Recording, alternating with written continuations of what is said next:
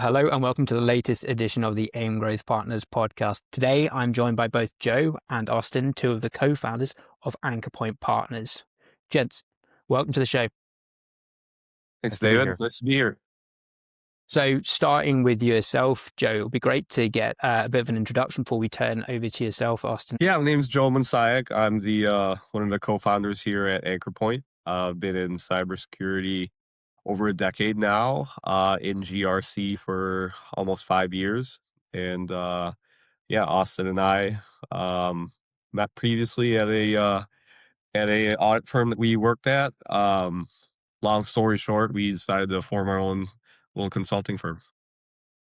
Well, I'm looking forward to kind of diving into the kind of the reasons behind that. But Austin, before we do that, I'd love to jump over to you and give the listeners a bit of an introduction to yourself, please.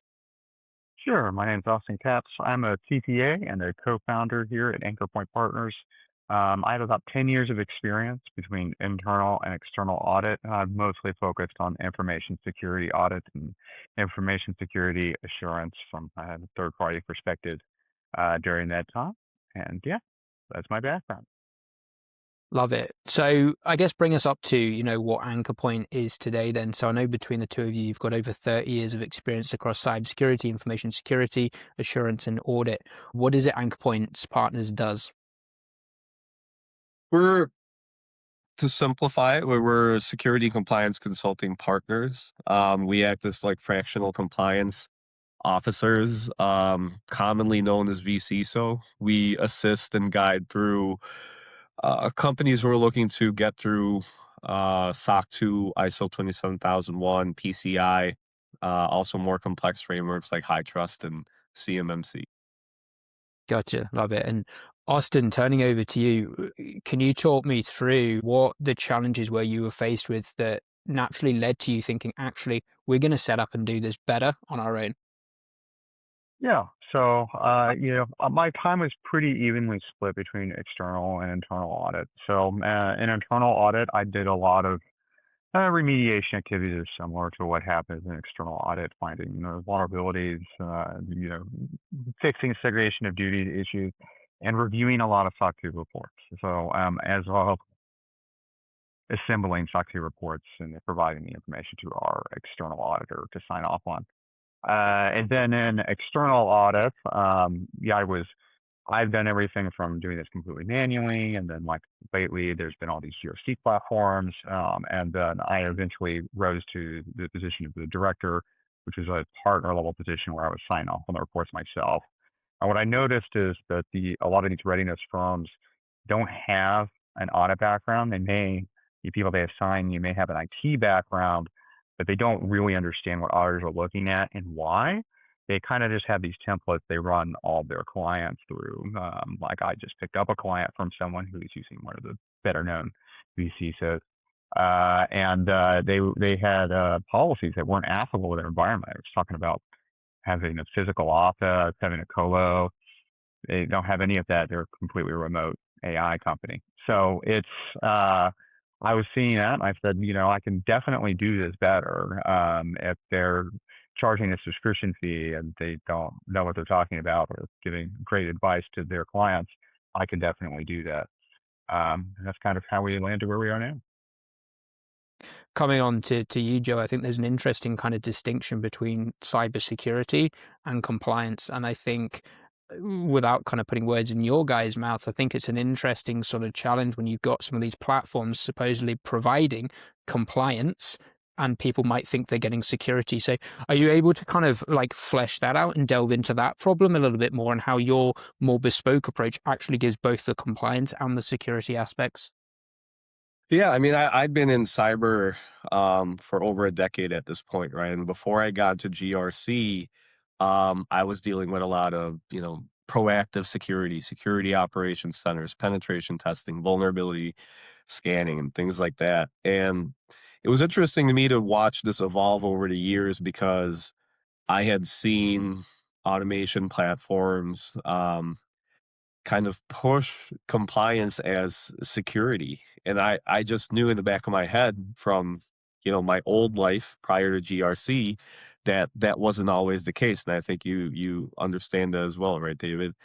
So Our approach at Anchorpoint is to take a little bit of both and to fully acknowledge that, hey, just because you have a SOC 2 does not mean you are good to go, right? There are other things that you can do here. From what I've heard, you have some of these platforms that are coming along kind of automating a lot of the processes, and what's being kind of ticked off on is not actually what the kind of business needs. So the security controls kind of are there and they're kind of compliant, but they're not really what the business needs. Is that a problem you guys have been kind of seeing and experiencing often with the rise of these sort of GRC automation platforms?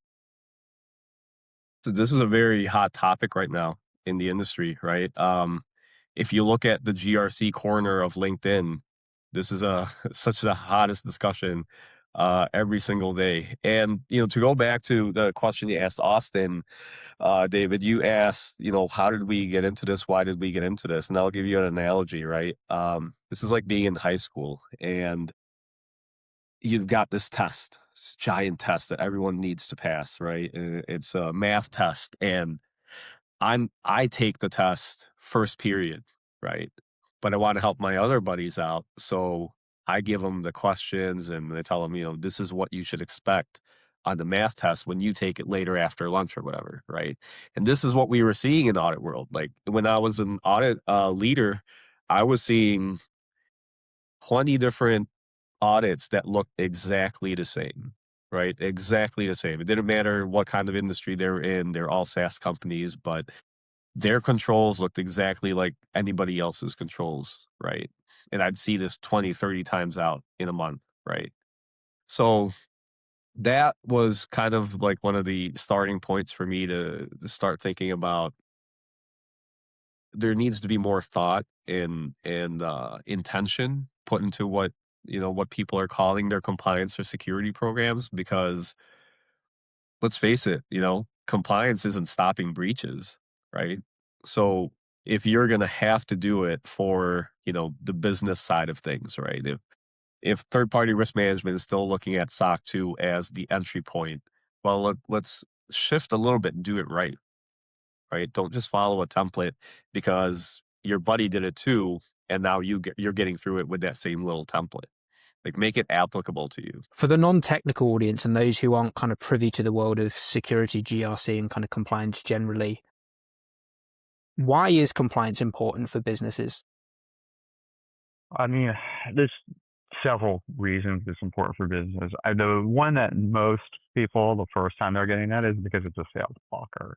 So typically, a SOC 2 engagement, even before the GRC platforms, what would happen is a bank would ask for a SOC 2 or some other regulated industry because they are required by law to do third-party risk management. So as the security part of third-party risk management, they're going to ask for some kind of assurance around your control environment, whether you're running a data center or you're providing some kind of marketing software. It doesn't matter if it touches the bank's data. They were going to ask for a SOC 2, and then they kind of bring us in and we go and instruct them how to do that. Or a large publicly traded company is asking for it for under SOX. They also have to do third-party risk management as part of their control framework. Either of those situations is typically where it comes in. Now, security is important whether or not you're getting audited against it. Especially as the laws have continued to develop on a state-by-state basis, but privacy and security breach laws, the liability has tended to go up and up and up. And there are some alignments with various compliance frameworks, whether you're selling services to government or regulated industries, where they will take third-party assurance reports and use that as a basis of some of their examinations.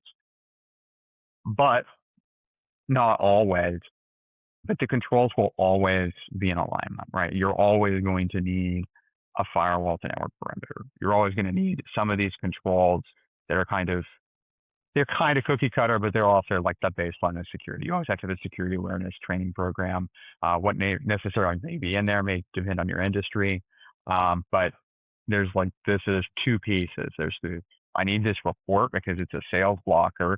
And then there's the piece where I need to have security in my environment so that, I don't lose my business.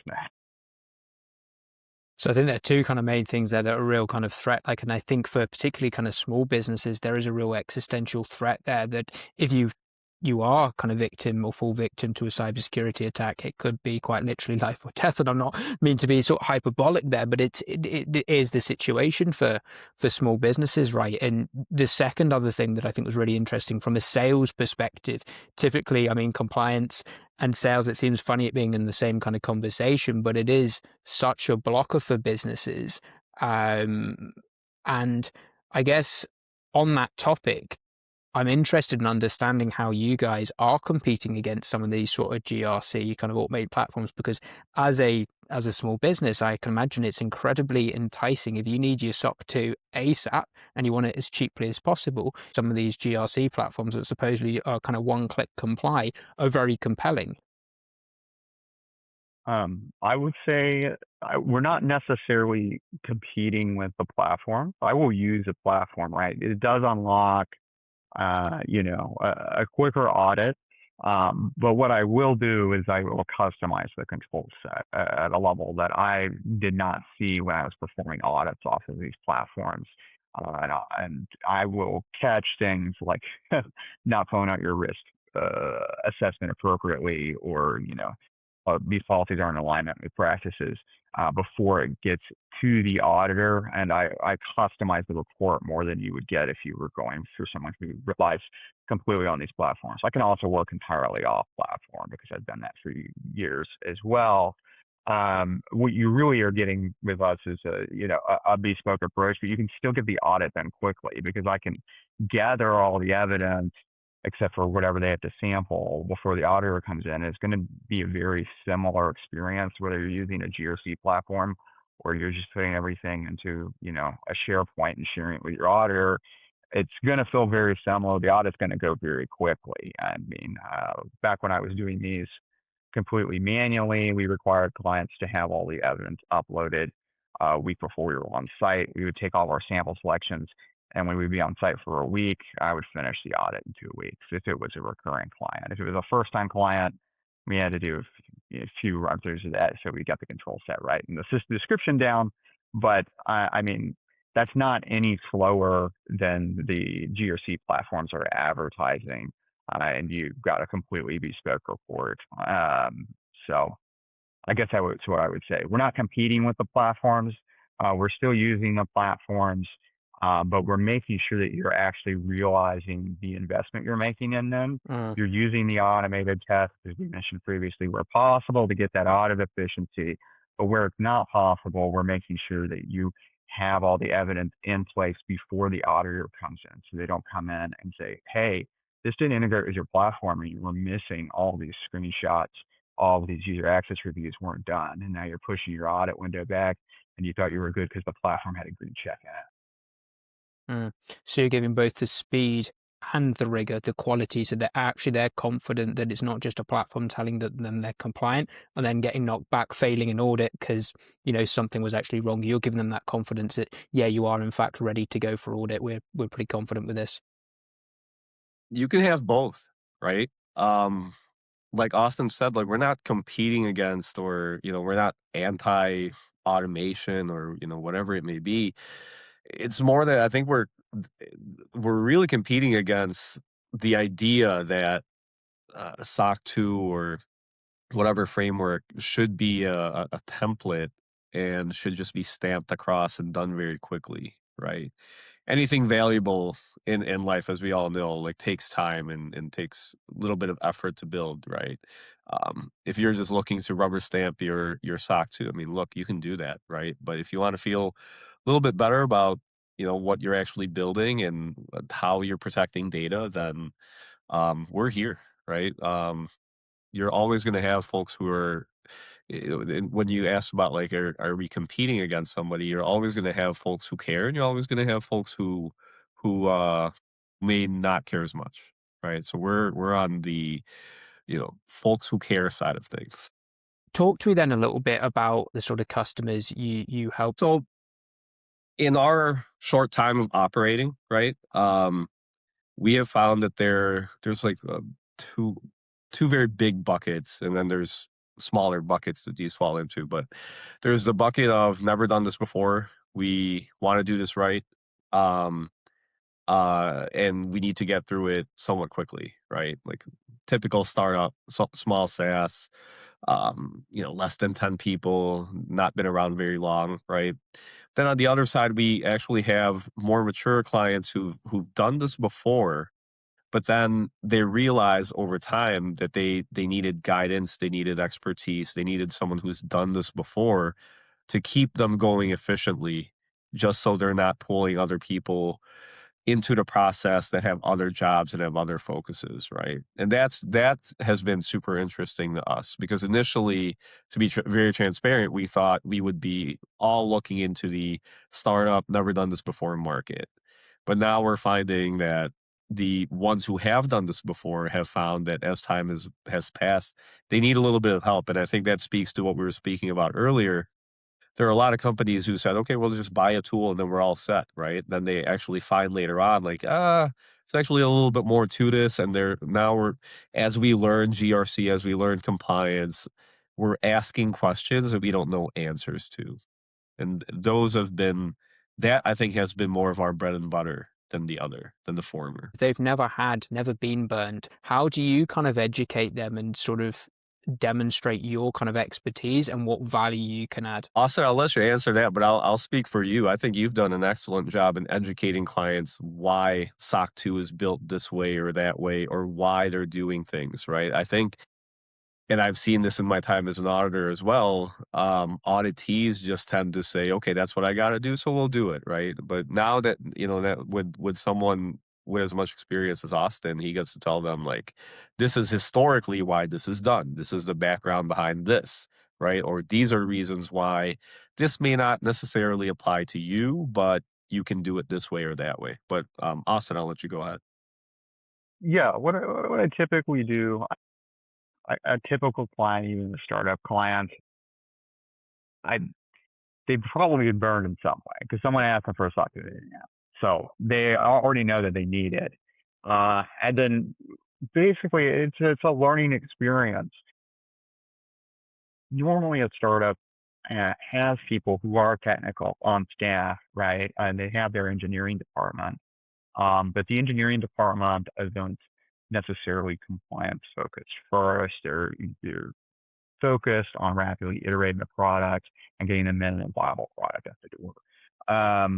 And then what I do is I explain as we go over their control set or what's expected, why the controls are written the way that they are, and what is an enterprise looking at? Because really these are reports for an enterprise. You may get, if you're focusing on SMBs, you may get people who are requesting a SOC 2 report, but in all likelihood, they can't read it. So they're just going to get whatever report they get, and then they're going to move on to the next stage of the sales cycle. Really, it's enterprises that have the resources to thoroughly review these reports, and I can tell you what they're going to look for, because the SOC 2 is only step one in selling to an enterprise.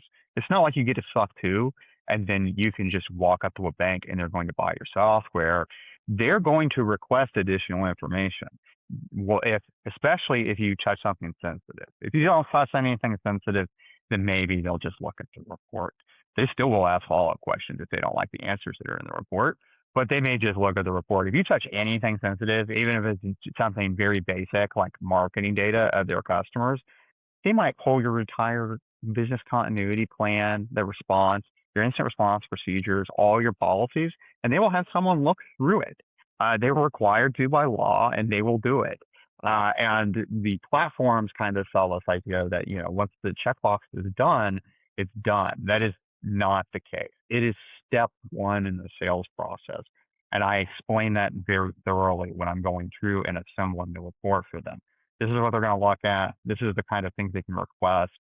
This isn't required for, you to get a SOC 2. You can still pass, but if a customer asks for it and you don't have it, you're still going to have to go get it. So you might as well just do it right now.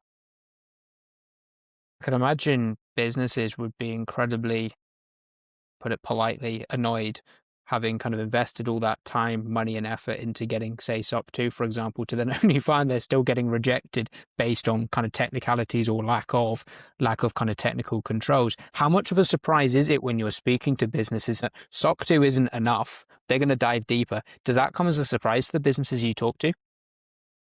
It depends on the industry they're in. If they're mostly focused on enterprises, typically the founders have experience with at least some aspect of compliance, and it's not like a huge shocker that the CISO, whoever they're trying to sell through, is going to do more of a deep dive.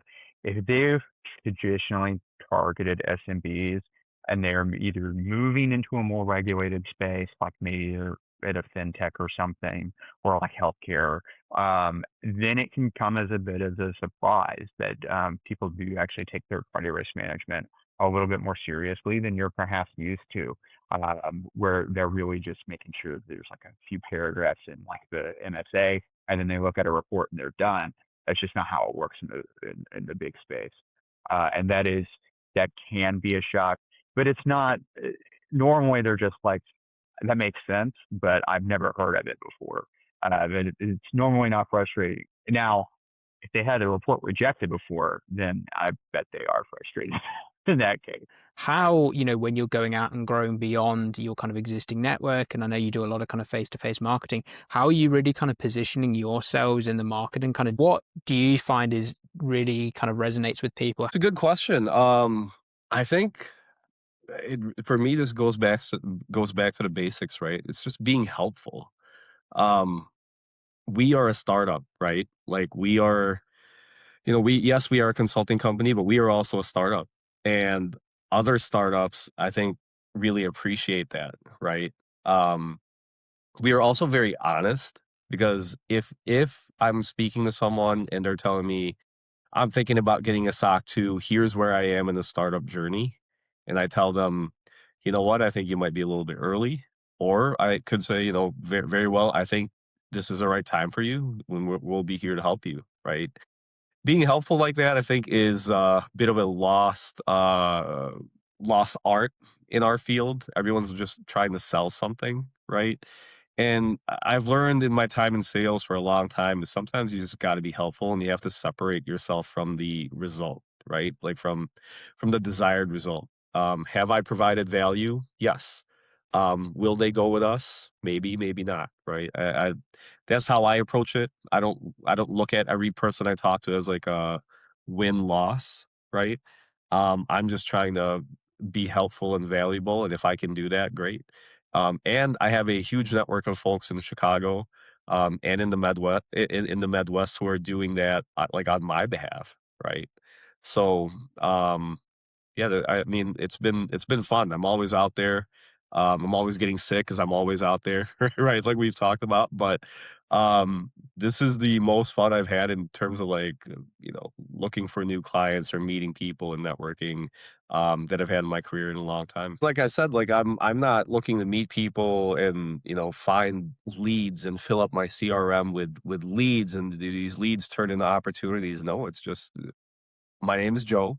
I'm here in Chicago. I'm out here. If if compliance ever becomes an issue or a challenge for you, please give me a call. Happy to help you. And with that in mind, because I really love that approach, and it is a sort of more kind of slow, measured, deliberate approach. It looks like you're building something really kind of sustainable and for the long haul here. So what can you kind of share, the two of you, on what the goal is for the business going forward? Like you said, we really are looking to build a long, sustainable, healthy business with happy clients, right? I never want to be the business that has, 1,000 clients, but I've never spoken to, 80% of them, right? We want to be there. We want to understand you. We're a startup just like you. Maybe one day we won't be, defining ourselves as that anymore. But I really enjoy that process. I think the one of the biggest surprises for me is how much I've grown to actually appreciate being part of like the startup tech community here in Chicago, because everyone's trying to build something. There's great energy, and I love being part of that. Amazing. Well, look, any final thoughts from either of you? Any kind of questions I didn't ask, trends you're seeing, things you wanted to kind of leave the listeners with, which we've not covered off in this episode? I think in our conversation today, we talked about a lot of the challenges and the problems that the GRC industry is going through. But I do think, and I'm pretty optimistic about it. These challenges are being talked about within the communities, and that's where change starts, right? So I'm optimistic about positive changes that will come to our industry as time goes on. Great, perfect, because I think it does sound like a bit of a confusing space. Austin, any sort of final closing thoughts from you? What I would say is, beyond choosing your VC though, which is what we do, when you're choosing your auditor, I would do some research and then do your audit firm. I have, I worked in internal audit at large companies, and we have rejected SOC 2 reports that were either issued by non-CPAs or were issued by CPAs who haven't had their peer review. Anything funky like that, a large enterprise can reject your report. So make sure that when you're selecting an assessor, whether it's for SOC 2 or ISO, anything where it's a kind of a peer review system or the assessor org is the one doing the review, you want to make sure you're going with someone who is going to give you a quality product at the end of the day, because you don't want to end up in a situation where they request additional information and then they end up rejecting your report and you thought you had a soft tool and really you don't have anything, because no one at the enterprise level or above is, or the even regulated mid-sized business or above is going to accept your report.